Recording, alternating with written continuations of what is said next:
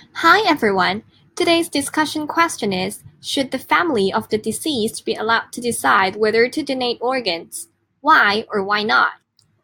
Will you tell your family your wishes to become an organ donor, or will you just make the decision by yourself without seeking their permission? What do you feel if your family members reject your will to have organ donation?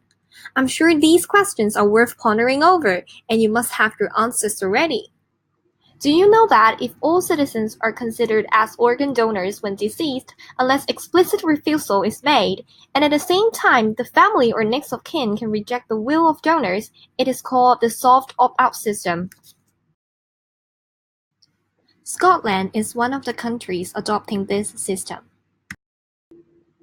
Relatives have some right in this system. If one has not made any consent regarding organ donation before death, the senior available next of kin may consent. But the requirement is that the deceased does not make objection and there is no next of kin of the same or higher order who objects. A study done in 1985 shows that donors and non-donors surveyed think that donor cards should be legally binding without the influence by family members. It seems that public do not support the family to override the decision made by the deceased. For people who support this motion stress the respect for grieving families. Forcing them to accept organ donation which you're not comfortable with would be very distressing. They will be in great pain when their beloved one dies. Dr. Rebecca Brown, who is the research associate at the University of Oxford, supports families having the final say.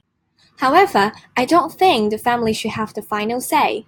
Why? Firstly, it is because of the ethical concern. Individual autonomy and liberty are violated. Everyone has their basic body right and control of own body. Thus, they should own decision-making autonomy. Secondly, it would decrease the number of organ donation if they reject the will of the deceased, making life cannot be saved efficiently.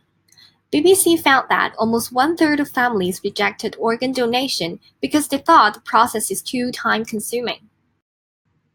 In England, National Health Service showed that 457 people died last year while waiting for an organ transplant. So, why do we still require family consent when the patient's will and consent are already known as the best way to respect the grieving family? So, what are the recommendations? Professional medical specialists should give advice and empathy to the related family. Also, they need to provide encouragement and knowledge to enable them not to consent to the process, but to accept and acknowledge the wishes of the deceased. Here is the reference list. That's all for the video. Thank you.